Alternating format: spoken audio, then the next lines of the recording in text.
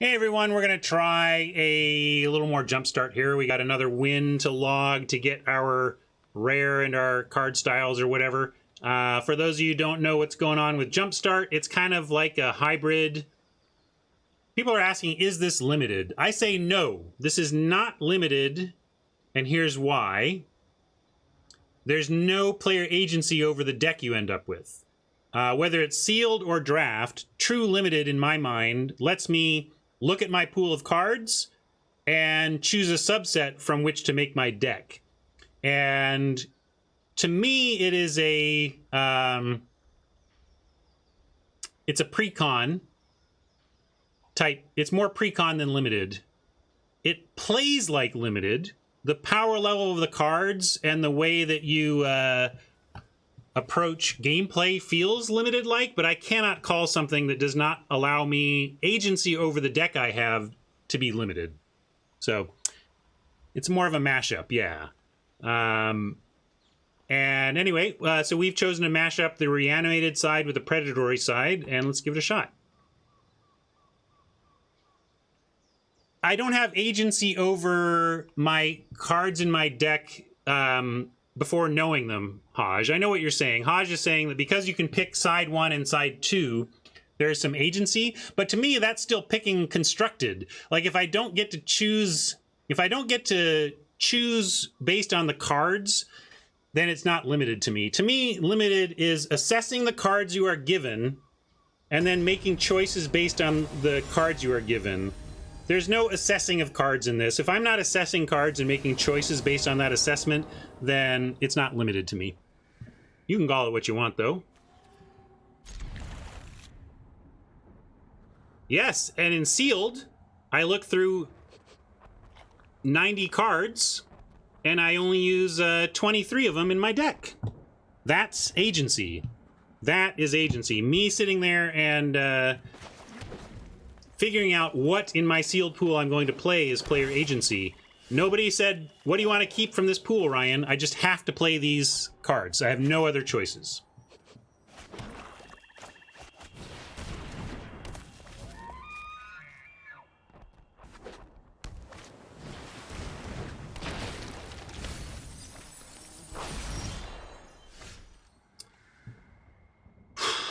Well,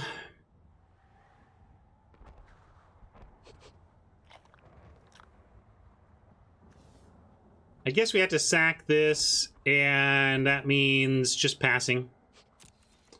Well, we could attack and then do that, Haj, but what I was thinking is we should just stay back on D and prevent the 1. Because if we attack and then sack and they get the land, we get attacked for 1, and they've got a clean block, so I don't see why we don't just wait and... yeah, because this goes on the battlefield tapped. It's not like we get to cast anything.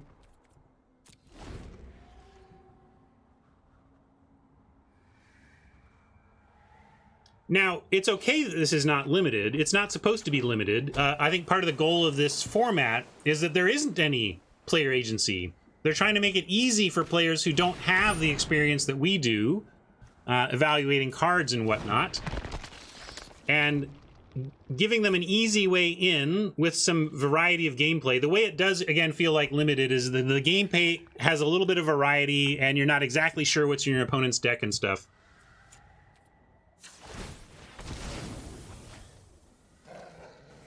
Getting a swamp because we have an imp. Grove is going to make us some more black.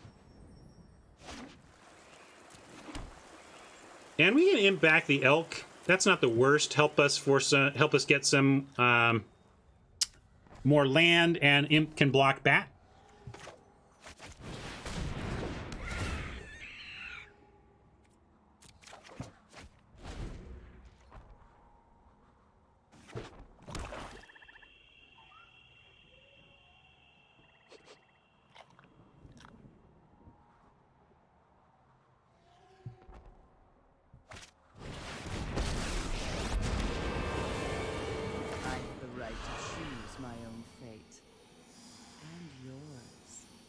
Discard a card. I guess I'd care least about this axe.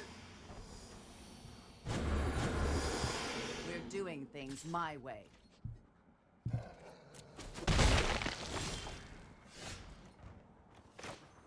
I'm gonna stag the bat so that we can start working on Lily.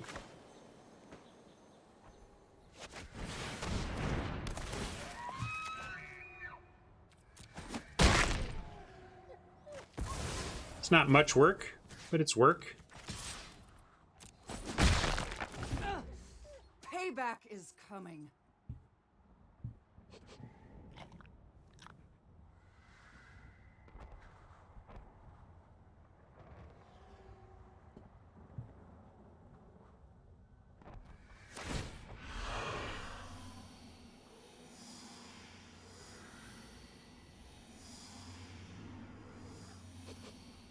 To me, this really is a hybrid format. It's neither constructed nor limited. It doesn't allow me to do either of the things that I consider essential to both of those. Prey Upon can clear the ghoul out, maybe helping us get rid of Lily, depending. Crypt Lurker. I guess we don't need the elk anymore. I'm going to ditch the elk. It's funny, we got it back with our graveyard reanimation, or, you know, recursion, but pitching it again.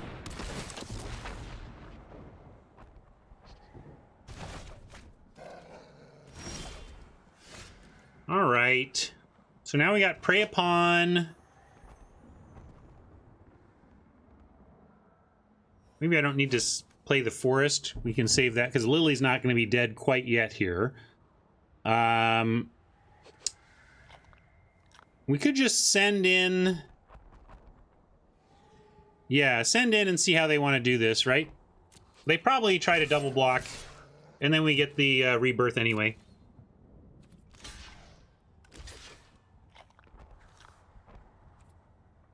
Let's see, which one do we want more dead?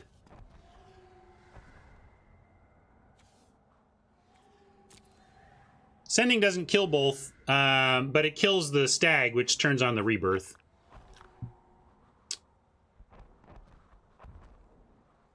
And we could even rebirth and like fight the remaining one to kill it, which is probably worth it. Let's do this.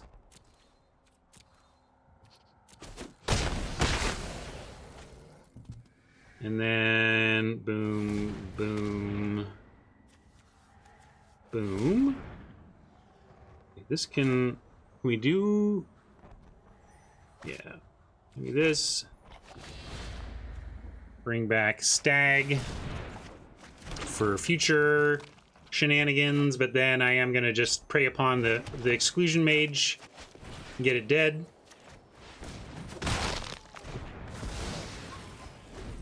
If they Liliana plus, I like killing the Exclusion Mage. That's rough. And Lurker here, we can imp back.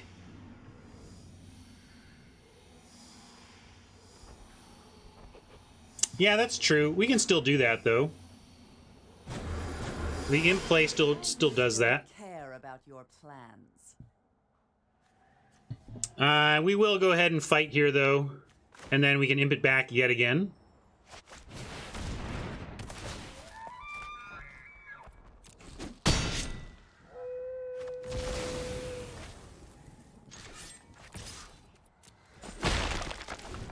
I missed an opportunity here.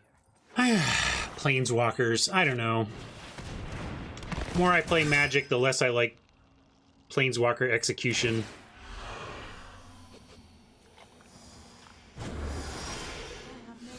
In fighting fair.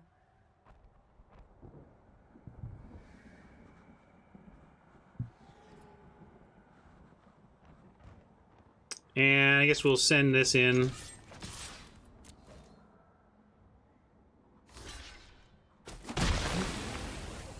Surprised they bothered with that, but I'll take it.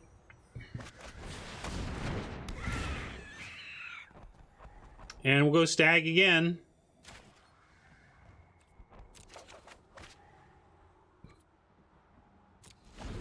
Keeping the Shoat, of course, to discard to Lily.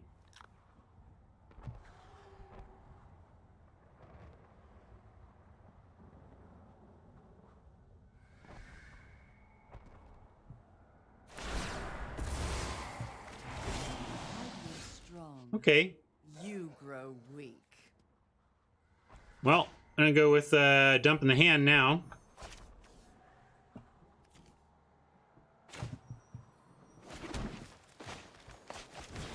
You want to hold land? Why?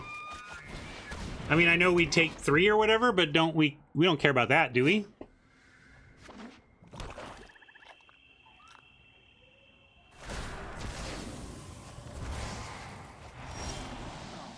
You can scream if it hurts too much. All right, they got rid of their own Lily. We'll take it.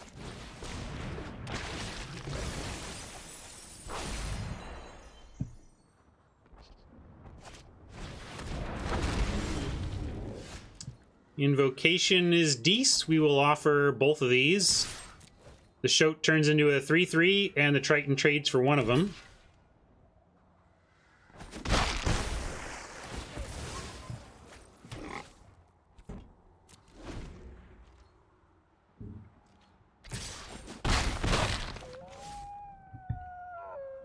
They must have something good here if they're racing. Yeah, Gourmand is solid. Solid. I think we've got a Gourmand in here too somewhere. Not there though, and that's a problem. Man, we navigated Lily so well, but it's gonna look like it's coming down to top deck in here, and the Gourmand's gonna get us. Yeah, keep Death Touch, but they're both flying. I just figured if we're racing, we're gonna want to have a bigger thing on the ground. I mean, Death Touch is not doing anything about these two, so at least do this.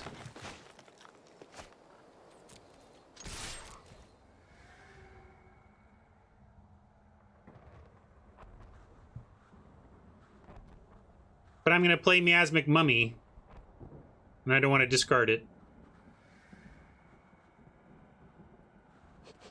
I mean, probably doesn't matter, but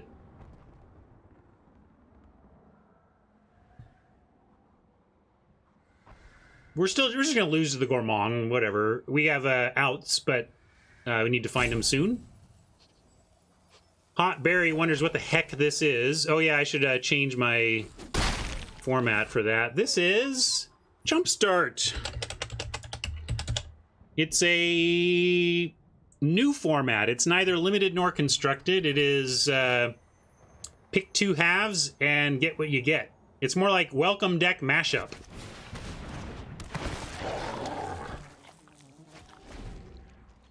Except the decks are better than Welcome decks and have more advanced synergies.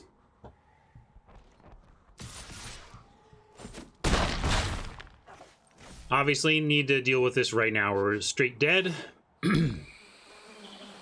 Let's see what we get.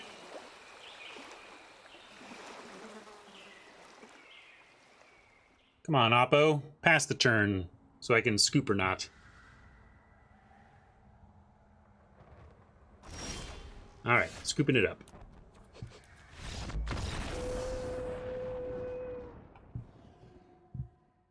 Now, Julio, don't worry. The first part, Julio says, I really don't think I am playing this ever, and I'm concerned on Wizards making this a big deal. Why are you concerned? It's just not for you. If it's not for you, that's fine. What you should do is root for Wizards having success with this, because the main point of it is, well, it's to jumpstart players. Let me talk for a sec between games here about what I think this whole thing is even about. When I was at Wizards of the Coast working in R&D on Magic, we talked a lot about acquisition. You know, games have this life cycle where you get somebody into it and then they play for a while and they peter out and they stop. Magic has this magic where people who get into it, they don't stop. They make it a lifestyle game, as they call it, right? Magic is a lifestyle game. Here's an interesting thought experiment for you if you were working at Wizards. So imagine you're working at Wizards and you're one of the top brass. You got decisions to make. And a planeswalker planeswalks in and says, I have a spell I can cast for you, Wizards of the Coast. For N dollars a person, we can pay likely Magic players N dollars to try out Magic.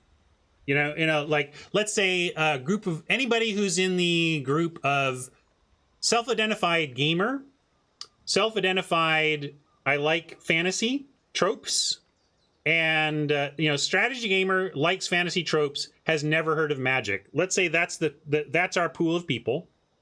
How much would you pay as Wizards of the Coast to get each of those people to try Magic out for an hour?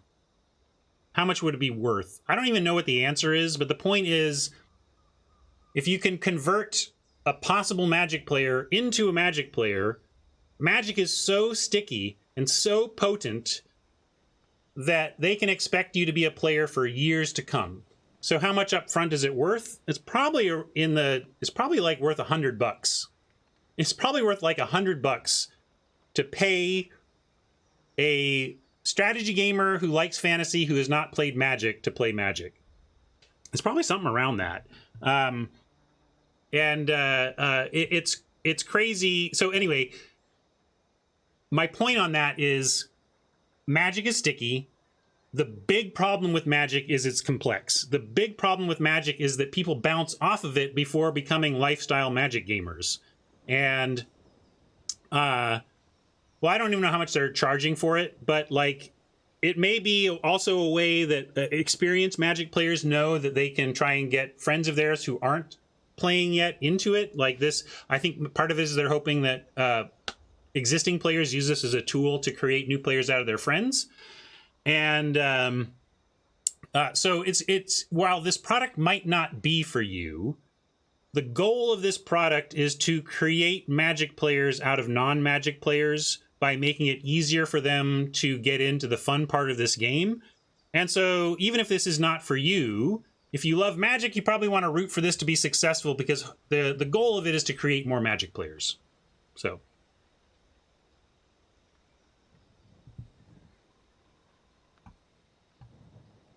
let's go back in. I thought I would give that perspective, though, on what I think they're up to with this.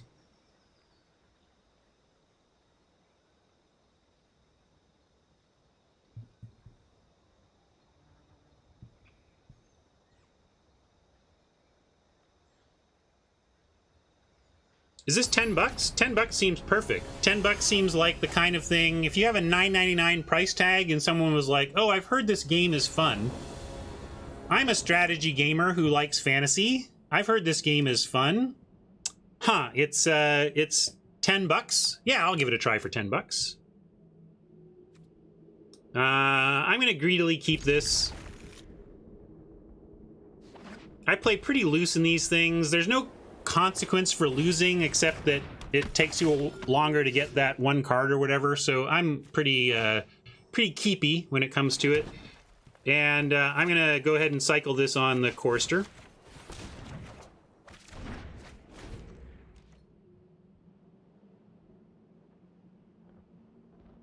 Oh, first mulligan is free? Okay, thanks. That's good to know. I think I would have mulliganed that knowing I had a free one.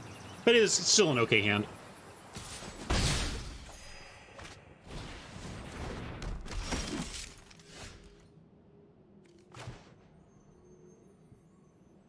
We don't have anything to do this turn, so I should play the tap land.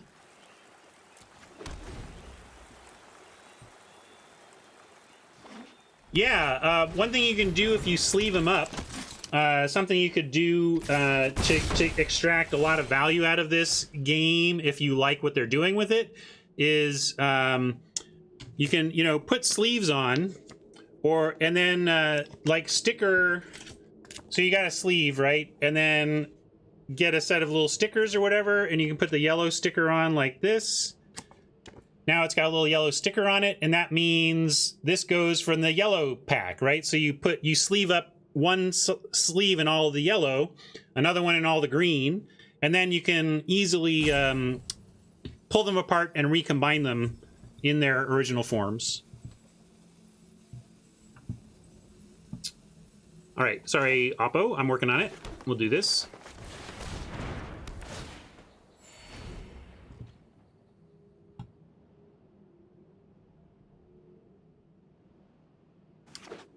Tapicola, stick with it. Stick with us. We'll help you out here. There is a big ramp up, and you're just going to lose a lot at first. But if you get some fundamentals ingrained in your head, I think you'll find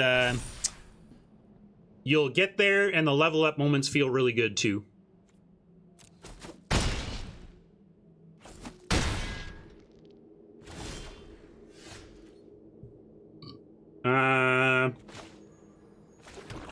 Well, what is this?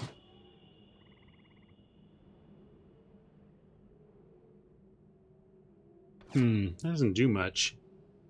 I think we play the lurker pitching this. This doesn't even do anything. Like, I'd rather have 4 toughness than what's going on here. Fight or become block, draw a card. Yeah, that's not what we're doing right now. And I'll pitch it and we can get it back later with fungal rebirth if we decide it's worth it.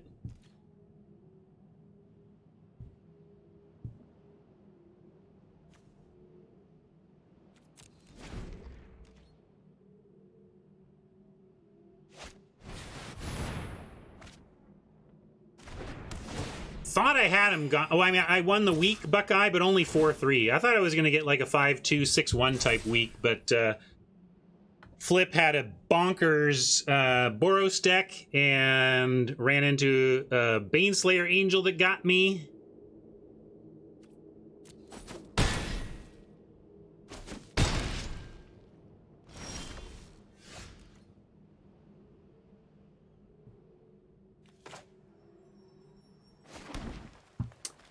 And we can play the Shoat and at least have a good chump now. I've been resistant to chumping, but now we have a chump. And we can chump and fungal rebirth to try and continue some action. Not die. Honestly, if I weren't streaming, I probably would have scooped this by now and just started again. Since there's no consequence to losing, you can push through pretty fast if you're feeling behind. But I want to give Oppo their fun. They're having a nice run with their deck in this game, and we're not dead yet, so let's play it out. If we can kill this striker, it's basically back to parity.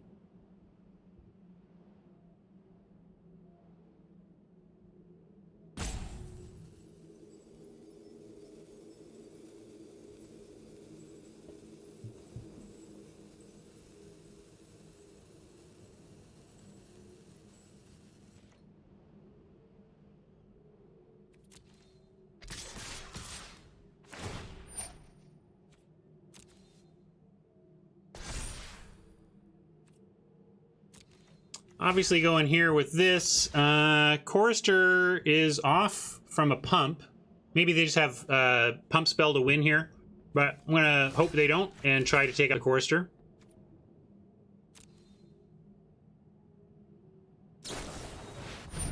Yep, that explained it. Good game, Oppo.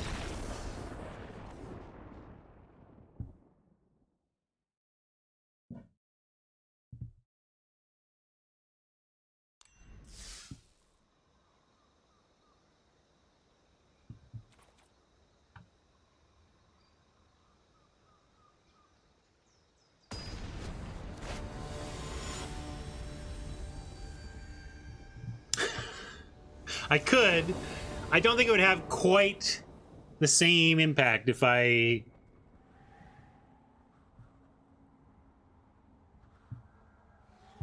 I could recreate it. It's funny. I mean, I could.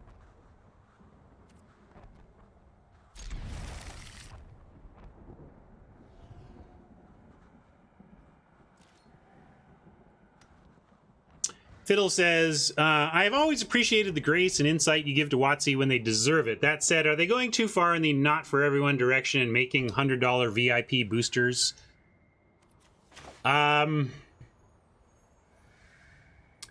They are leaning into what's already crazy about this game, which is that stupid pieces of cardboard, we ascribe all this value to them. Maybe WotC, as a capitalistic, publicly traded company, just feels if they're not trying to provide high-end opportunities for the most enfranchised customers, they're just leaving money on the table. Milking them whales is a very, I think, disrespectful way to put it. Sorry, Hat, not that you're being disrespectful. A lot of people in the industry call big spenders whales and say things like milking them or whatever. And I think that's really a terrible mentality to have about what you're doing there if you're a game maker. I really liked how at Wizards, when we were working on this kind of stuff, we quadranted players based on time spent playing and money spent playing, okay? I'm going to play this out. What am I even doing? Sorry, I'm talking a lot here, so it's making me less functional as a player. But anyway, when working on this game, so imagine a quadrant, which is to say an x-axis and a y-axis with two labels, and then creating 4 boxes. So on one axis is the amount of time you play, high time to low time, and the other thing is how much you spend, high spend versus low spend. And so we named, in fact, here, this is too interesting. I'm gonna scoop out of this game and keep talking about this because I'm more interested in the topic at hand, and there's no consequence for losing. So whales and in Arena. So high spend, high time, low time creates 4 boxes, and we want to identify the players in those boxes. And so we gave them nicknames, and the nicknames we gave were so low time, low spend is casual. Low time, high spend is parent. High time, low spend is grinder, and high time, high spend, where a lot of the industry would call that whale. They would just call that quadrant your whales. We call that quadrant superstars, and I like that because to call your best customers whales and to talk about how you're going to squeeze them is really disrespectful to your best customers, I think. And I like that we called our best customers superstars, and we didn't talk about squeezing them. We talk about how to make them as happy as possible. So, you know, like it's not that we're trying to squeeze superstars. We're trying to provide all sorts of things that superstars love so that they are happy to spend their money on this game. There's a great industry story on superstars that I want to tell you about, because in a free-to-play game economy, the morals start to creep into it. I was talking about this earlier on the stream. If you, in the old days of making video games, you made a video game, you sold it for $60, your hands were off it, that you're done. You walk away. There's no more to do. The introduction of DLC and free-to-play models and stuff like that, downloadable content, expanded content, ongoing content, all of this created this situation where it was like, oh, it's not $60 and done. It's our game is a service. What do we do to keep people coming back? How do we get people to keep coming back? And suddenly you get into psychology, and you can get into some pretty sketchy stuff. You look at things that places like Zynga and big free-to-play game makers have done to tap into human psychology and get people to behave in profitable ways that might not be best for sleeping at night if you're one of the makers. But with superstars, so if you're concerned about that, I heard this GDC talk that was talking about some superstars would they were worried. They were worried that they were taking advantage. Like, is this person spending more than they can afford? Is it like, are we like harming this person? Is it like Vegas taking advantage of an addicted gambler? Right? It's tough there. So they did some reach out. This one company did some reach out, and they found that their superstars loved the game. They were wealthy people, had a lot of money, and loved buying stuff in the game. Simple as that. They were successfully making superstars happy.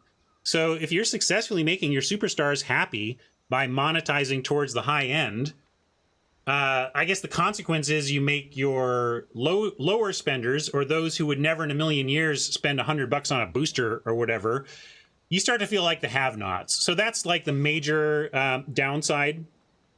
I think that what Hat was saying, like, or maybe it wasn't even Hat that asked the question, maybe it was Razor or something, but like, is Wizards going too far by marketing at obviously towards the superstars? And I think, I don't care. No, I mean, if you had like, if the fact that some superstar gets some sweet, glossy, awesome, shiny, magical card that's 100 times more expensive than some normal version you could get, well, sorry. I mean, I don't know. Like, don't try not to be resentful. Try to enjoy the fact that you get the cheap ones, and those superstars can have the expensive ones, and who cares? My only concern is possibly manipulating people who don't have that money into spending more than they have or whatever. But then you get into the morals of capitalism, and I don't know what you're supposed to do exactly as someone, a publicly traded company trying to engage in capitalistic behavior but not damage people. That's why I liked the story of people actually reaching out and trying to make sure they weren't damaging their whales, their superstars, and finding out that they were really just making them super happy. In fact, there's one superstar for a game that spent so much, they actually, the game makers, you can do research into your superstars. This one game made a purchasable character skin that was in the color scheme of their top superstar's favorite sports team. So, like, imagine you are a huge Raiders fan and you love silver and black because they're like, oh, they're a Raiders fan. They like, so let's make a silver and black skin, and then they won't be able to resist it. And they loved it.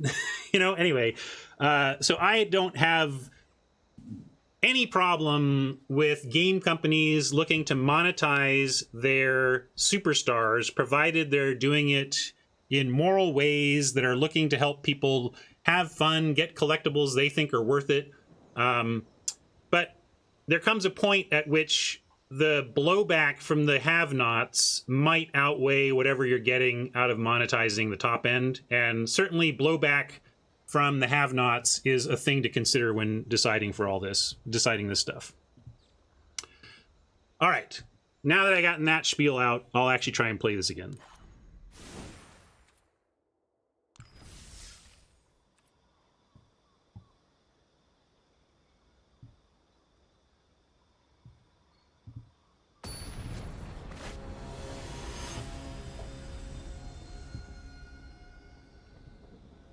Yes. Well, inaccessible cards. One of my big Magic truisms is that Magic players want the cards they have to go up in value, and they want the cards they don't have to go down in value. That's just what people want.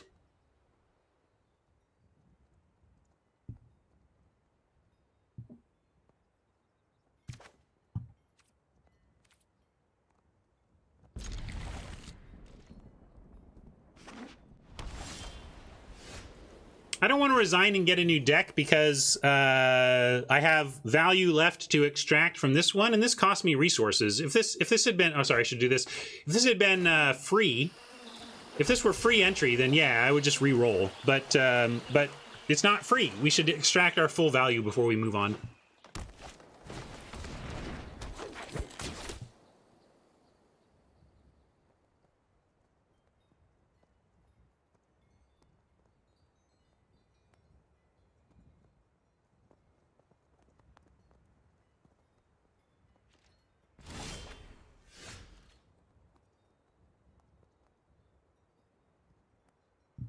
Anytime we wanted to derail him, we just asked about it. Oh, well, my Africa might be India, or it might be apparently game design decisions from Wizards of the Coast.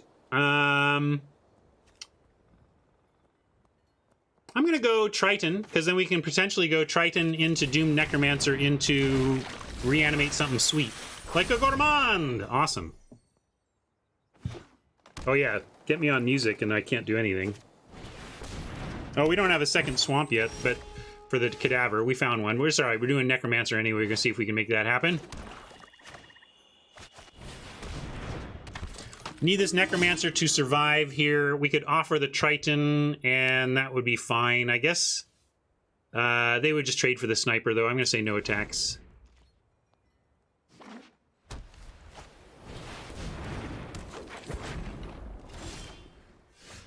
Nice. Another swamp means we actually get to Doom Necromancer, Cadaver Imp back the Necromancer. Pretty sweet. Is this sorcery?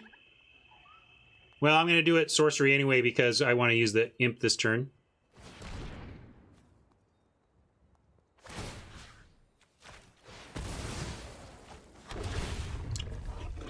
Doomed Traveler wants to know about all the doomed options around. Yes, Doomed Traveler, there is a Doomed Necromancer.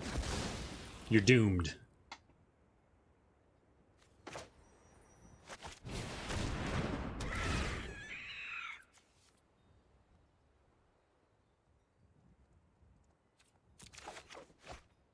I love that you all are figuring out how to completely derail me and make my stream worse. Although maybe it would make it better for you to lol.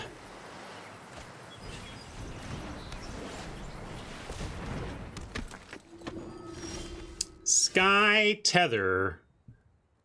We need to sacrifice something here.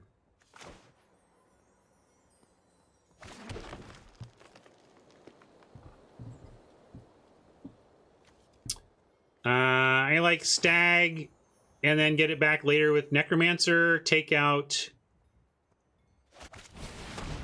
Invoker. Actually, yeah, I'm doing this because I can get it back. We'll just keep looping it.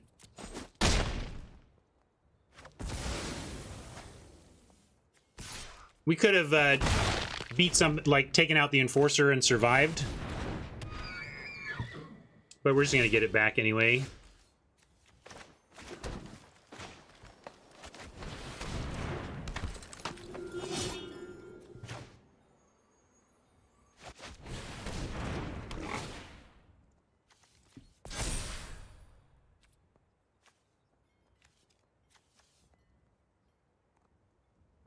I'll say no attacks so we don't give him a chance to even exile this.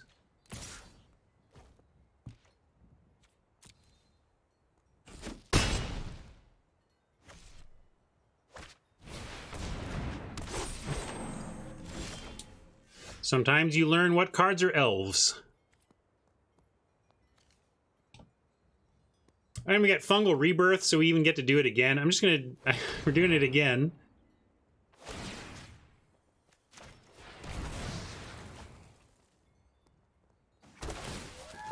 This has been funny.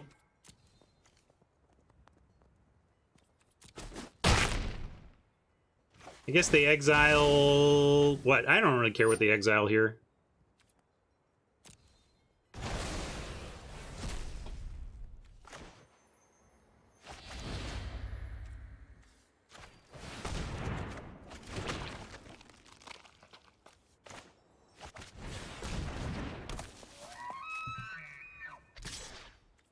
And I guess I'd trade a Triton for any of this, so here you go.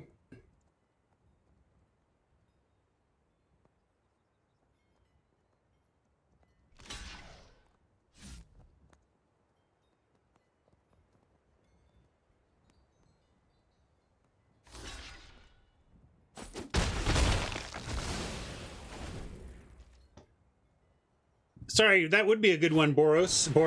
But you can check down in my panels, and it shows you it has a countdown timer. But 9 a.m. Pacific weekdays.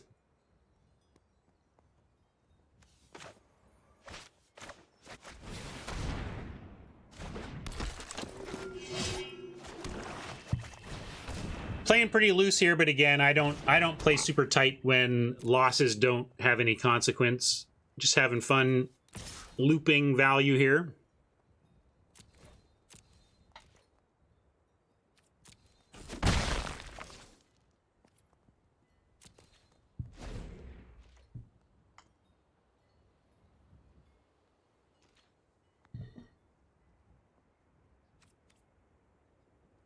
Sorry, having a hard time, Boris. If hanging out with us can help at all, I hope you find your way back.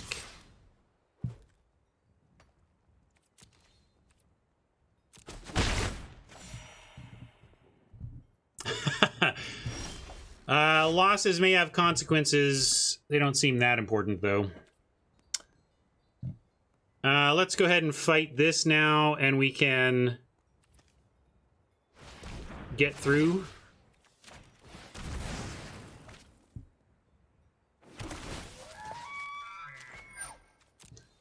I mean, if you think there's nothing, Hat, then apparently you're all a bunch of masochists who hang out and watch me draft purely for your own pain. I can believe that.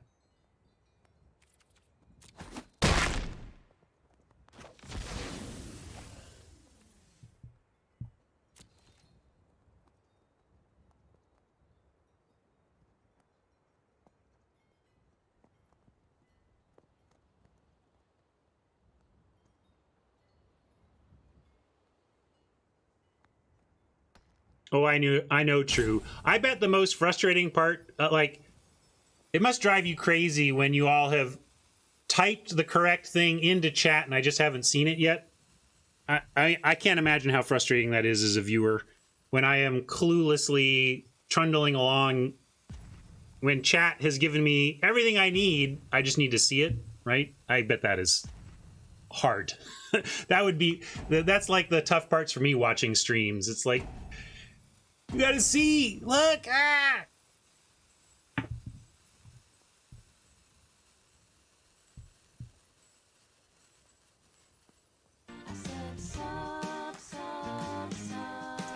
Oh, thanks, Boris. Look at Boris's kind sub gift in. Thanks, Boris.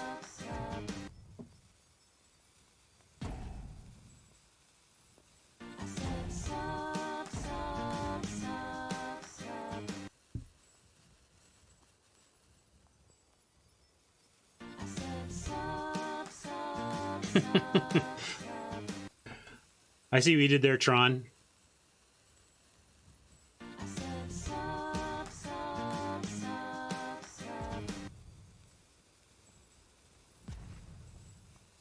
Are we being timed out here? I'll take it. I can just talk to chat.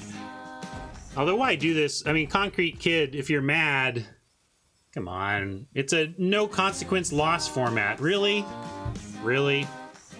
Hopefully Concrete Kid is actually a kid. When an opponent bad manners me, I try to picture them as a 13-year-old, then I can forgive them pretty easily.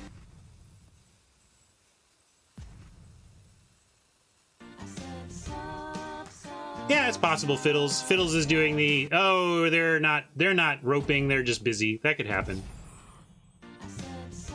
I think a lot of times people are BMing though.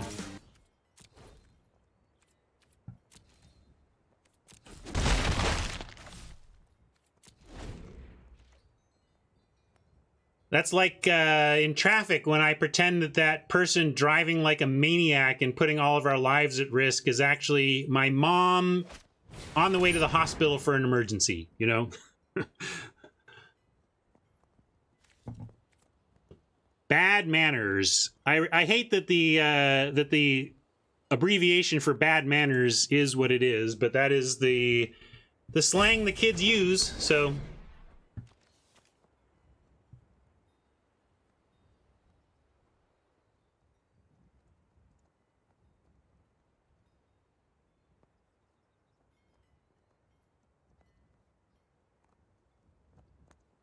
I'm not trying to make an argument. I'm just saying what I personally do to make myself less mad at people. You can do what you will with that. That's all. I don't know what argument I'm making.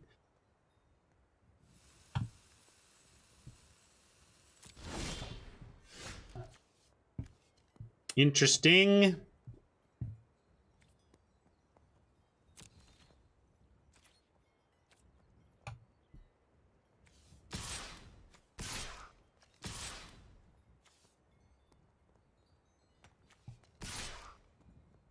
This makes 1/1 elves. Don't feel like we should send the saplings yet.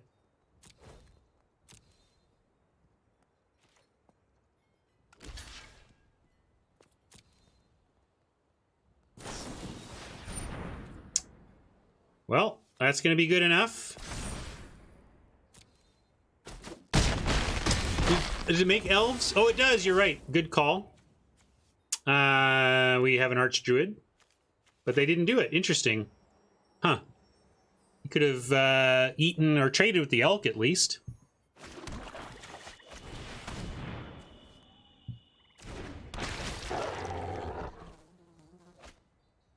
Well, that's cool. Our imp survives, I guess.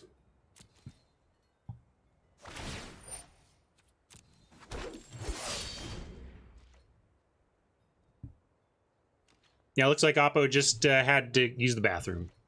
Wasn't salt.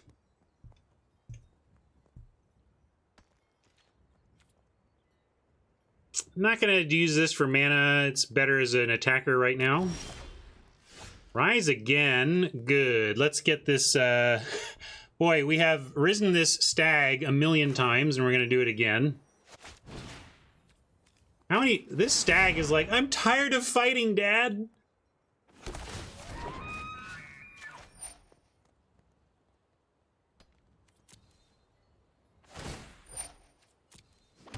Could also go for the Archdruid so that all these tokens are smaller, but I'd rather just get rid of the token maker.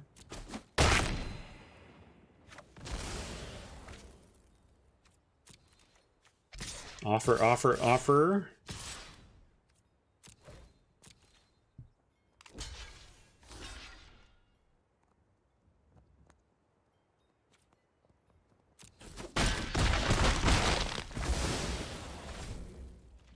Having the stag call me dad is probably related to my dog ownership, because of course we think of Rocket as when Margaret and I translate for Rocket all the time, talking to each other. Mom, hear me out. What if you drop some of that food? So, you know, you gotta, Dad, let's go for a walk, Dad.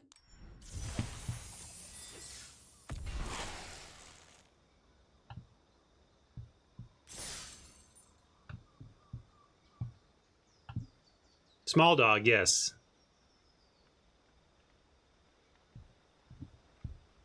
All right, look, we finally got 2 wins. Great. I'm gonna call this one, call this resign now. And we're at 12:30. Good time for me to wrap things up. I'll hop back to Soapbox and say thanks to YouTube for hanging out for that one. Hope you enjoyed a little bit of Jumpstart there. Remember to check out my sponsor, Card Kingdom. They're gonna have your Jumpstart stuff. You want to do some jump starting at your kitchen table, get your kids into Magic, get your friends into Magic. Maybe Jumpstart is the tool that gets it done. Interesting. Maybe not quite for me. I'd rather just play regular limited, but I see the purpose of the product, and I hope it does the job of making new Magic players for us to play with, right? Right. Good luck, Wizards. Bye, YouTube.